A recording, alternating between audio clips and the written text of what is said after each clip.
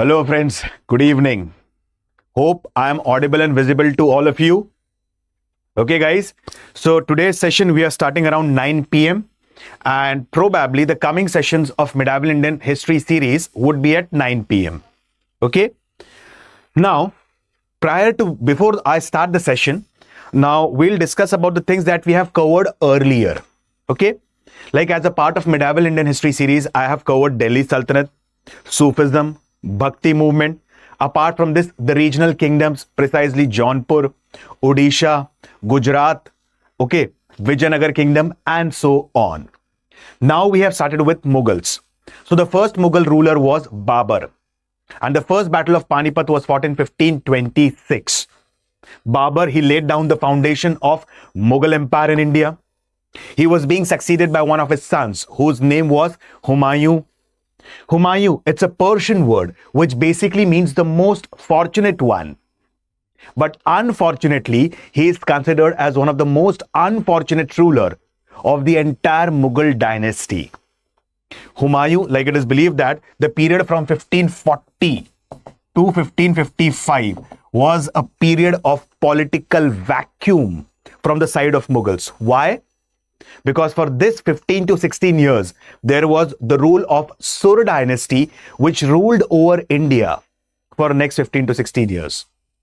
And the foundation of Sur dynasty was being laid down by Farid, also referred as Sher Khan or Sher Shah Suri. In 1545, Sher Shah Suri died due to accidental blast of gunpowder while besieging the fort of Kalinjar, located in the region of Bundelkhand. Okay. After his death, for 9 years, there was rule of Islam Shah Suri, one of the younger sons of Sher Shah Suri. And finally, after ruling for 9 years, there was a complete chaotic situation in the northern part of India. And seeing this as an opportunity, Humayun attacked here with the help of a Persian emperor and one of his regents, whose name was Bairam Khan, and again laid down the foundation of Mughal Empire in India after a span of 15 to 16 years. Or we can say after the gap of 15 to 16 years. When Humayun was in exile, he had married Hamida Banu Begum at Amarkot. And he had a son named as Jalaluddin Muhammad Akbar. When Humayun died in 1556, many historians do believe that his son was 13 to 14 years of age. And at that time, he was at Kalanor, Gurdaspur, Punjab. And that time he was fighting the famous Second Battle of Panipat, 1556. It was a battle between Akbar and Hemu, also referred as Hemchandra Vikramaditya. In the previous session, we have covered in quite depth and detail about the Second Battle of Panipat, who was Hemu, who was Hemchandra Vikramaditya. Correct? Now, although we can say that the Second Battle of Panipat was fought between Akbar and Hemu, but majorly the battle was fought from the side of Mughals by Bairam Khan. Bairam Khan was one of the trusted generals of Akbar. He had not only served Akbar, but he has also served his father and grandfather. That is Humayun and Babur. So Bairam Khan, he was an intelligent personality. Apart from this, he was an experienced person. Okay. After this, we had discussed in the previous session about the Rajputana expeditions led by Akbar. We had seen in quite depth and detail about the fort of Amer. How Raja Bharmal, he was the first to accept Mughal suzerainty by marrying his daughter, Maryam-uz-Zamani, also referred as Jodhabai, to Akbar. How Akbar conquered the forts of Ranthambore, Jalore, and so on. Apart from this, the famous Battle of Haldi Ghati, which was fought in 1576 between the Mughal forces led by Man Singh and Maharana Pratap Ji. Another important battle that we had discussed in the previous session was Battle of Dever, fought on the day of Vijayadashmi in 1582. Correct? And Battle of Dever is also referred as Marathon of Mewar. So Akbar had conquered the major parts of Rajasthan or Rajputana except Mewar. Okay. In today's short session, we are going to discuss about the other expeditions that were being led by Akbar. Like the previous session, we are going to go in a step-by-step manner for easier understanding of the concept. Clear till here? Yes, guys. Now, I'll go again in the format of a flow chart. Okay, for the easier understanding of the concept, so that you can understand the concept in a very simplified format. Everything has been given as a part of the PPT or the PDF, which I will upload on the group. The aspirants, those who are new to the platform, can join the group history_Alok Ojha. It's a Telegram channel. And from there, you can download all the PDFs, not only of the medieval Indian history, but of the ancient Indian history, modern Indian history, and so on. Okay, guys? So now let's understand about the expeditions led by Akbar. We'll discuss about the expedition led in the region of Malwa, Gujarat, then Gondwana region. Then there is another hidden battle mentioned in very few books, or rather than saying few books, rarely mentioned in the books. Battle of Thaneshwar, 1415-67. Okay, then Kabul, Kashmir, and so on. So today's session won't be a much lengthier session. Please stick in the video till the end for easier understanding of the concept. For better understanding, I'll be using the flow charts. And I repeat again, everything has been provided as a part of the PDF or the PPT. Okay. Now let's understand about the expedition of Malwa. Okay, which was approximately around 1561-1562. Now, let's understand in a flowchart manner. Malwa, it has a strategic importance. And right from the start itself, from the time of Delhi Sultanate, I have been telling you one thing, that Gujarat and Malwa were of prime importance. Why? Gujarat had a very vibrant trade since the ancient time. Go back to the era of Indus Valley civilization. Gujarat had what we say different regions like Dholavira, Lothal, Surkotada, and they had very vibrant trade at that time with the Mesopotamian civilization. Hence, majority of the rulers, precisely during the time of Delhi Sultanate and Mughals, majorly focused on the region of Gujarat. And second, Malwa. Malwa, it is a gateway to South India. It opens the door of South India. Like if you go with the geographical map of Madhya Pradesh, the northern part is referred as Bundelkhand.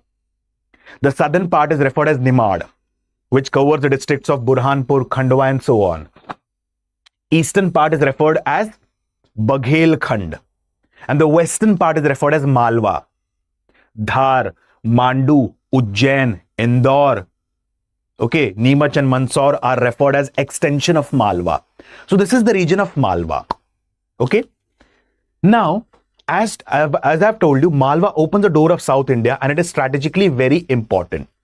At that time, the ruler of Malwa was Baz Bahadur.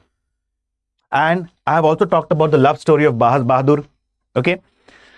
Like it is believed that Baz Bahadur, he was a ruler of Malwa, precisely ruling in the region of Mandu, which is also referred as Shadiabad or City of Joy. And he was very fond of music. Once upon a time, he goes into jungles for hunting. And he hears a very beautiful voice of a flute being played. And he starts moving in the direction of that voice. And as soon as he, reaches the place, he saw a very beautiful girl. She was playing that flute. And she was a shepherdess. And he was so much fascinated by the beauty of that girl that he immediately proposed her for marriage. The girl was like, I am a normal shepherdess. You are the sultan. You are the king. How is it possible that I'll marry you? In that case, Baz Bahadur, he says that if you're ready to accept the marriage, I'm ready to marry you, irrespective of the social background that you have. She put one condition in front of Baz Bahadur, that I want a water canal to be channelized into my palace from river Narmada. If you visit a place called as Mandu, or in the fort of Mandu, you will observe a small historical place called as Riva Kund. It was being constructed by Baz Bahadur for Rani Roopmati. Okay. Now Baz Bahadur, he married Rani Roopmati. He constructed Riva Kund. As per many historians, he was not a disciplined ruler. He was not an able administrator. And this was seen as an opportunity in 1562 by Akbar to conquer the region of Malwa. At that time, Akbar dispatched one of his foster brother whose name was Adam Khan. In the previous sessions, we had discussed in quite depth and detail who was Bairam Khan, the regent, who was the foster mother of Akbar, Mahama Anga, who was Adam Khan, the foster brother of Akbar. We had discussed in quite depth and detail. Okay, so Adam Khan, like apart from being the foster brother of Akbar, he was also one of the able military commanders of Akbar. Okay, now what did Akbar do? In that case, he dispatched his brother Adam Khan. And as I've told you, the ruler of Malwa, Baz Bahadur, he was completely incompetent ruler. He hardly cared about the administration. Or we can say that he was not serious about the administration.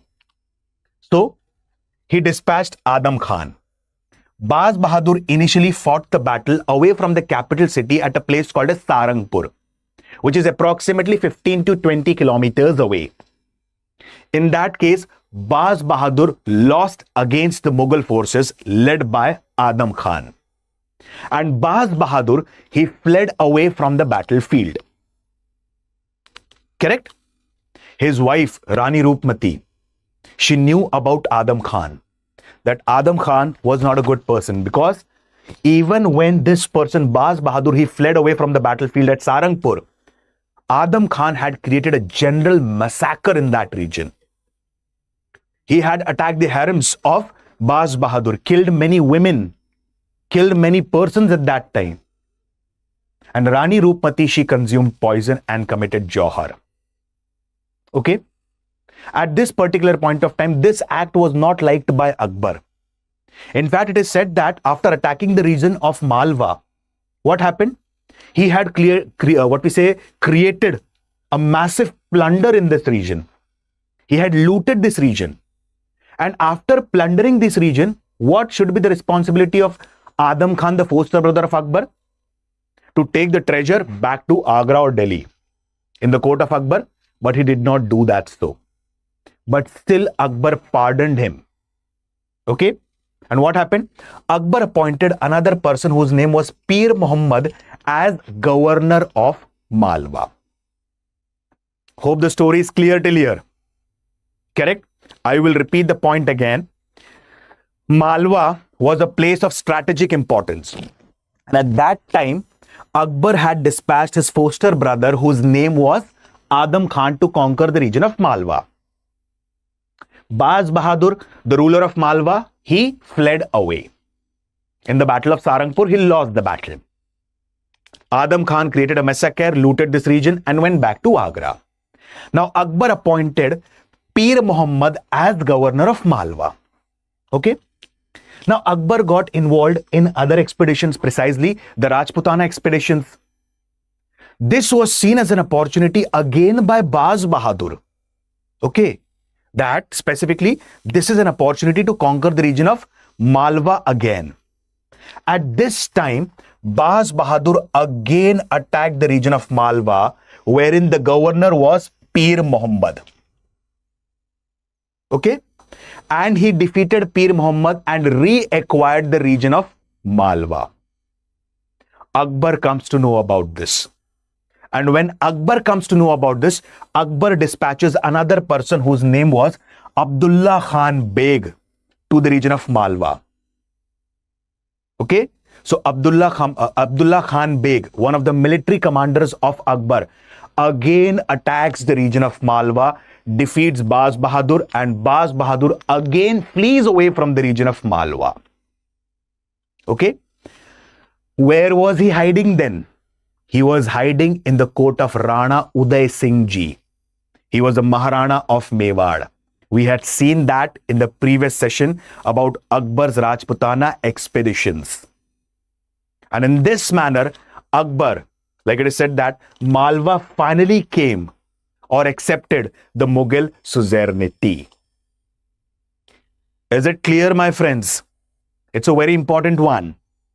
I'll repeat again within next 30 seconds. Please pay attention carefully.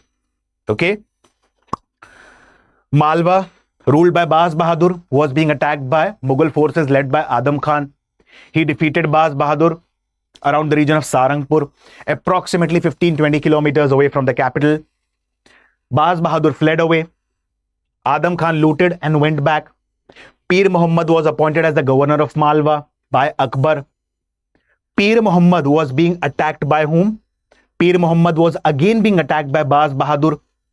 Now Akbar dispatches another military commander. He was an able military commander whose name was Abdullah Khan Uzbek. And Abdullah Khan Uzbek, he defeated Baz Bahadur, and Baz Bahadur finally flees away again from the region of Malwa. Okay, and he takes asylum in the court of Maharana Uday Singh Ji, Maharana of Mewar. Correct? And Uday Singh Ji was the son of Rana Sanga Ji, also referred as Maharana Sangram Singh. Clear about the Malwa? This is nothing but the flow chart explanation of everything what I have explained you. Okay? The detailed explanation has been given as the part of the PPT or the PDF, which you can download from the Telegram channel, history_Alok Ojha. Clear? Now let's understand about Chunar. Chunar, it is located in Mirzapur district of eastern UP. Now let's understand. We had studied previously as well. The region of Bihar, Bengal and eastern UP, precisely the region of Purvanchal, had a lot of influence of the Afghans. Correct? Right from the time of Lodis. True. So there was a person whose name was Khan Zaman. And Khan Zaman, he was the, specifically speaking, governor of the region of Jaunpur. And he was very successful in suppressing the Afghans in this region. And because of this act, Akbar was very happy. But one fine day, what happened? Khan Zaman, he declared himself as independent. He did not accept Mughal suzerainty.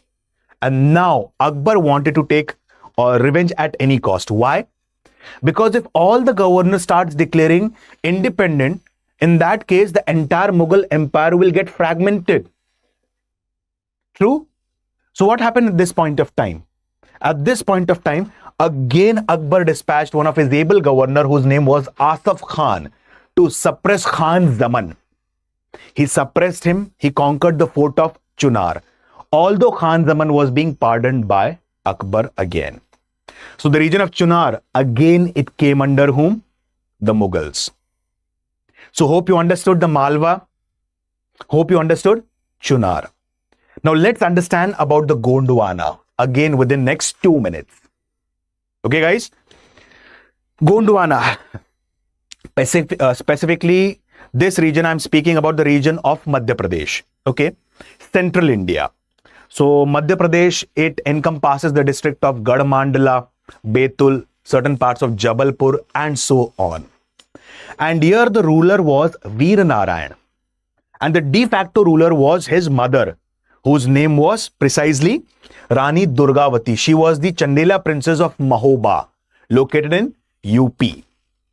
Okay, and it is also the part of Bundelkhand. Now Gondwana was of strategic importance. Like specifically speaking, Akbar did not had any personal animosity with Rani Durgavati ji or whom? Veer Narayan. But in that case, this was nothing but pro-imperialistic approach that was being followed by Akbar. Correct?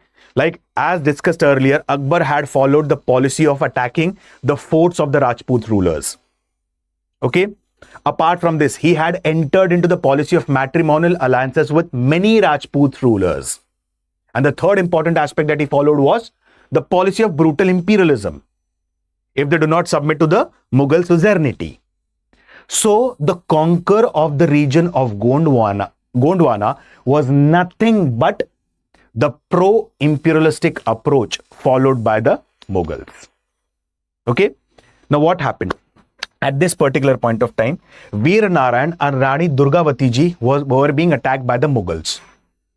And initially, Akbar attacked the region of Chauragarh, which is located presently in Narsinghpur district of Madhya Pradesh. Now, Veer Narayan ji, he got severely wounded. His mother, Rani Durgavati ji, she also got severely wounded.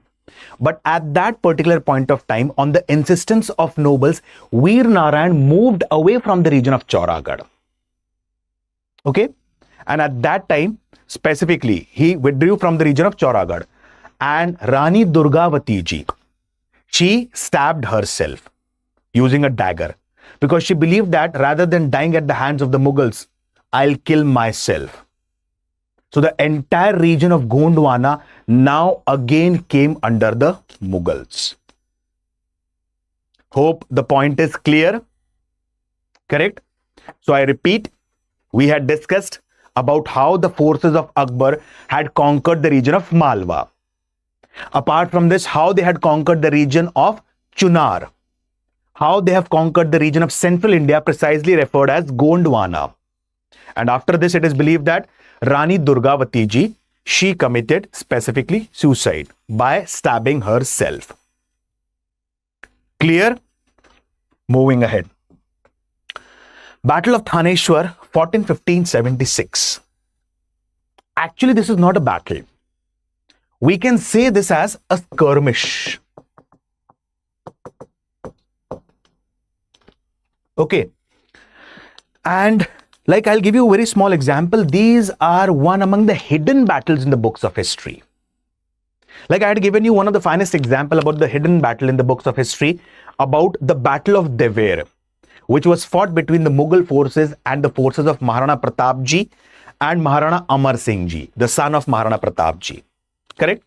Another important battle which is hidden in the books of history is Battle of Gokul. Okay?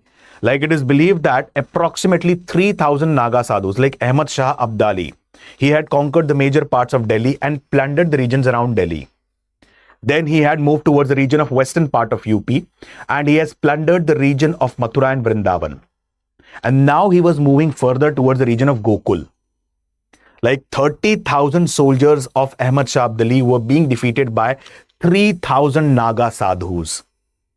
And this is referred as Battle of Gokul, hidden in the books of history. And this historic battle was fought in 1757, approximately. So there is another historic battle which is referred as Battle of Thaneshwar, which was fought in 1567. Now, what is this battle all about? Let's understand. Thaneshwar, it is located in the region of Haryana. Okay. Now, precisely speaking, Akbar, he was on his Rajputana expedition and he was halting by a riverside, by the side of a spring. And he was halting at that place for approximately 7 to 8 days. Okay.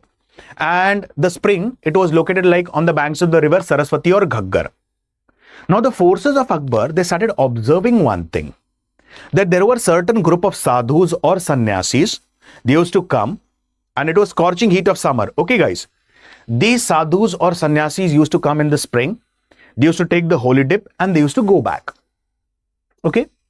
By the evening, like initially it was said that there was one batch of sadhus. Rather than saying one batch of sadhus, one group of sadhus who took a holy dip initially in that region. Okay. By the evening, second group of sadhus, they came up here and started taking the holy dip in the Saraswati or Ghaggar river. Now Akbar was very suspicious about this because initially there was one sadhu followed by 10 sadhus followed by 20 sadhus. Now there were hundreds and thousands of sadhus who were taking a holy dip in river Ghaggar or Saraswati. Okay. Now Akbar was camping in that region and he was planning an attack on the region of Mewad. We had discussed previously Maharana Uday Singh ji and so on. Jaimal, everything we had discussed in quite depth and detail. In very simple words, he was planning an attack on the region of Mewad. Now Akbar, he became very suspicious about this, that initially we had just observed one batch of sadhus, that is approximately 15 to 20 sadhus. Then the sadhus, what is the number of sadhus started increasing, the number of sannyasis started increasing, approximately 50, then 100, 200, 300, 400 and so on. Now Akbar asked his soldiers, approximately 200 to 250 soldiers, okay, that go an attack on these sadhus because probably they might attack on the Mughal camps. Why? What happened? Because after some time there was a small skirmish between the sadhus, and sadhus have a Qatar with them, and they started fighting with Qatars. So probably Akbar now, specifically, he was suspicious that probably now they can attack the Mughal encampment. So why don't I subdue them? So Akbar dispatched approximately around 200 to 250 soldiers to subdue these sadhus. And there was a short skirmish in 1567, which was referred as Battle of Thaneshwar. And the sadhus were being driven out. Hope so. The Battle of Thaneshwar is clear, which was fought in 1567. This is the entire explanation of the battle. Okay, as a part of the PDF or PPT. Clear, my friends? Any question? Any query? Any doubt? Okay. Like I had like 2 messages on the Telegram, and the students were asking like, sir, shall we go for answer writing practice? And please take one of the sessions on the answer writing practice. My friends, I have already taken a session on how to write good answers as a part of answer writing practice. Apart from this, I have already covered ancient India. I have covered what we say modern India. Certain topics of ancient India are left. Certain topics of modern India are also left. I'll be covering that topic after covering the part of specifically what? Medieval India. Okay. Please practice answer writing on daily basis. As a part of the paid batches that we are going through right now, I do answer writing practice on daily basis. Compulsorily, as a part of this, I give question to the aspirants. They write the answers and they send me on the Telegram. I give them the genuine feedback, like what needs to be improved, what parts need to be worked upon, and so on. Okay, guys. So let's understand about the region of Gujarat. If you remember, we had discussed about Akbar's Rajputana expeditions. True?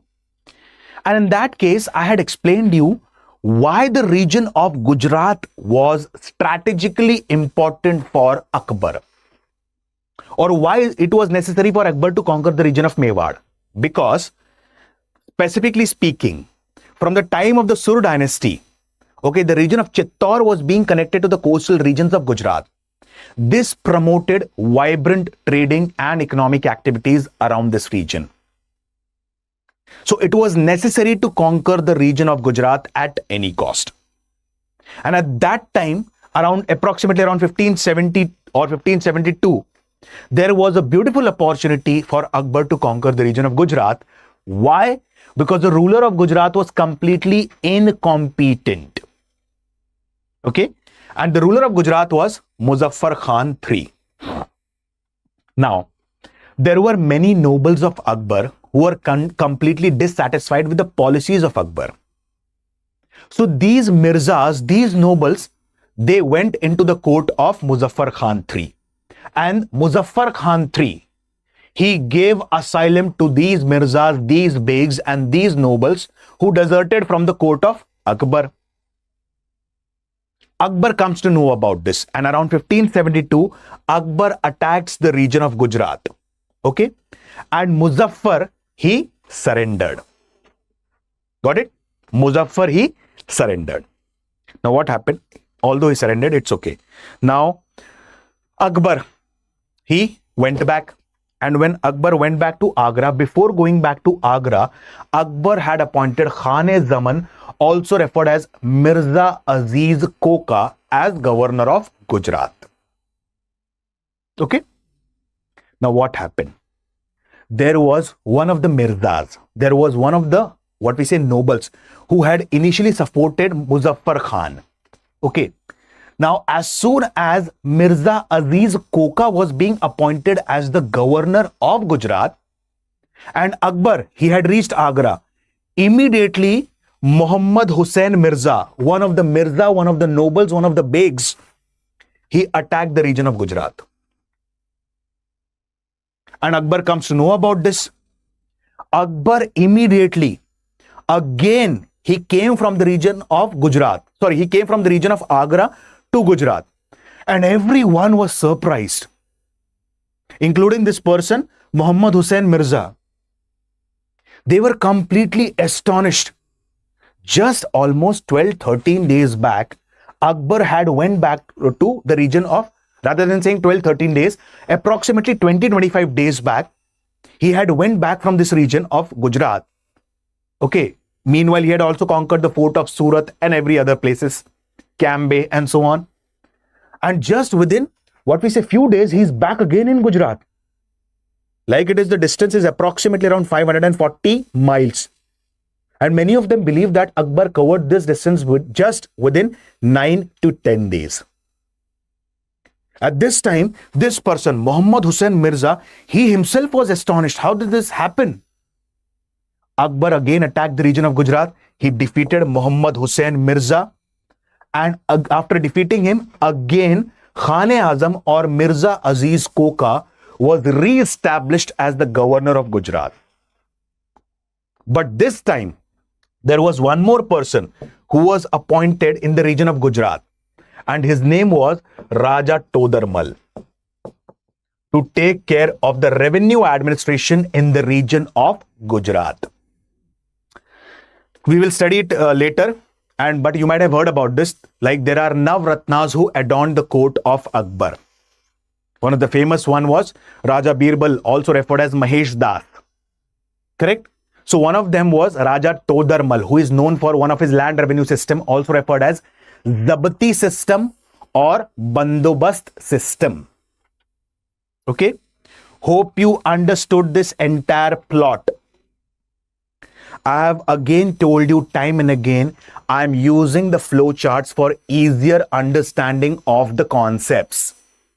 I'll repeat the point again within short. Pay attention carefully. Okay? Muzaffar Khan III was the governor of Gujarat, completely incompetent. He had given asylum to the rebellious Mirzas, Begs and nobles from the court of Akbar, who had deserted Akbar. Akbar saw this as an opportunity to attack the region of Gujarat, and Gujarat already had a strategic importance, economic importance. Okay? This person surrendered. Now Akbar, he went back to Agra, and before going back to Agra, he appointed Mirza Aziz Koka as the governor of Gujarat. There was another Mirza, there was another noble whose name was Muhammad Hussain Mirza, who had helped Muzaffar Khan. Okay? So he revolted against this person. And when he revolted against this person, Akbar again came back to the region of Gujarat. It took approximately 9 to 10 days for Akbar to come to the region of Gujarat. He defeated whom? Muhammad Hussain Mirza. And again, what we say, Mirza Aziz Koka was appointed as the governor of Gujarat. Raja Todarmal was appointed as an economic advisor to him. Clear? Okay, let's move further. Everything has been mentioned as a part of the PDF or the PPT for easier understanding of the concept. Okay. So by now we have seen Malwa, Chunar, Gondwana. Okay. Then we have seen about the region of Gujarat and Battle of Thaneshwar. Moving ahead. Everything has been mentioned, my friends here. Now let's understand about the Bihar and Bengal part. Within the next 5 minutes.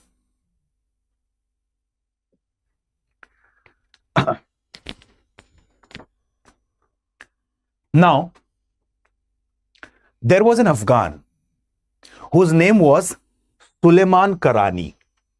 Okay. After the downfall of Sur dynasty, okay, what happened? He had accepted Mughal suzerainty and he was the governor of Bihar. Okay, I repeat, after the downfall of Sur dynasty, Suleiman Karani, okay, he had accepted the Mughal suzerainty.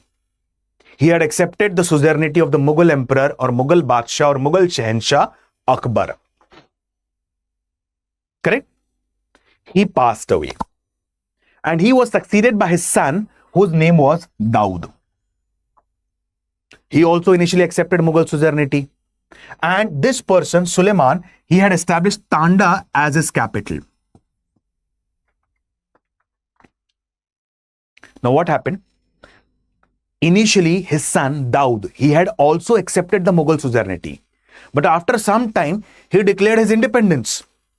And obviously, when he will declare his independence, the Mughal emperor Akbar is going to attack. Akbar attacked the region of Bihar around 1574. And Akbar was also being supported by one of his able military commander whose name was Munim Khan. Okay? Akbar attacked the region of Bihar.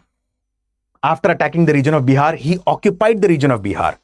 And this person, Daud, he fled to the region of Odisha.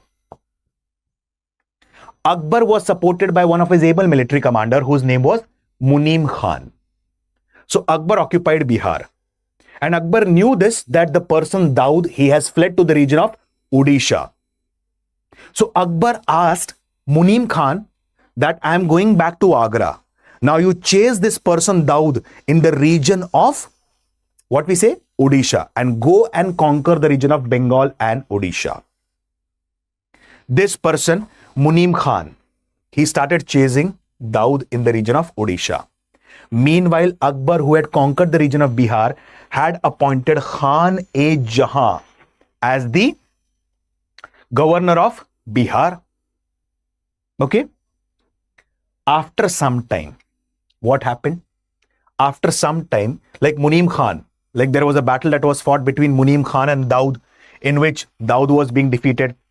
Akbar, like Munim Khan, he had conquered the region of Tanda. He had conquered many other regions. Okay?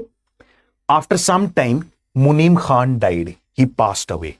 And this was seen as an opportunity by Daud again to capture the region of Bihar.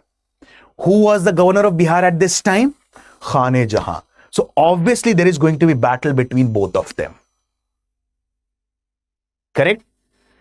Like here, it is said that Battle of Rajmahal was being fought and this person was being defeated permanently.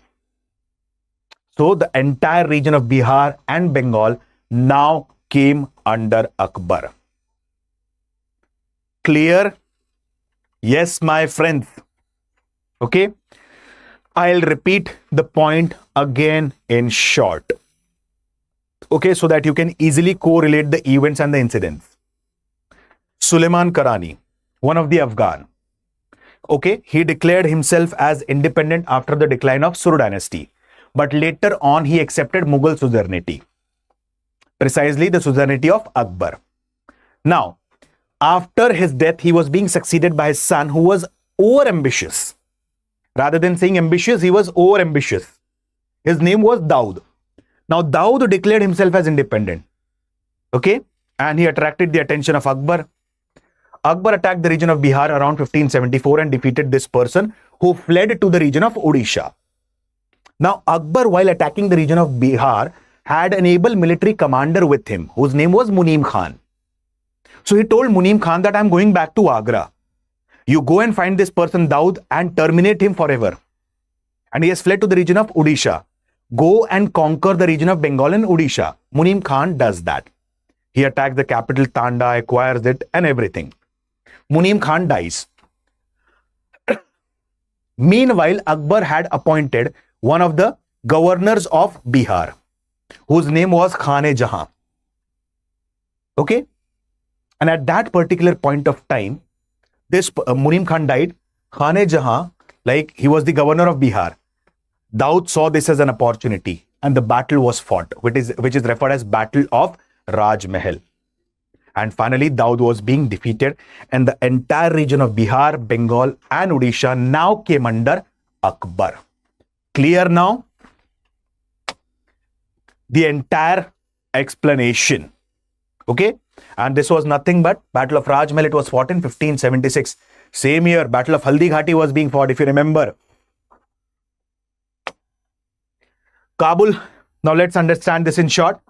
Mirza Muhammad Hakim. He was one of the cousins of Akbar who was ruling in the region of Kabul.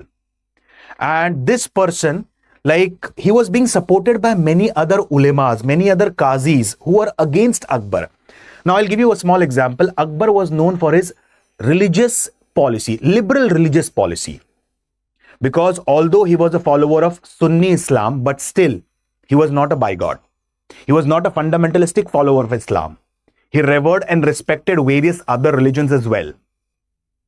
Okay, and this is visible in the form of, like, at a place called as Fatehpur Sikri. I'll give you a very small example. After Akbar's victory over the region of Gujarat, Akbar has constructed a new city, Fatehpur Sikri, which is approximately 60 to 65 kilometers away from Agra. And at that place, he had constructed an Ibadat Khana where religious debates and discussions were held.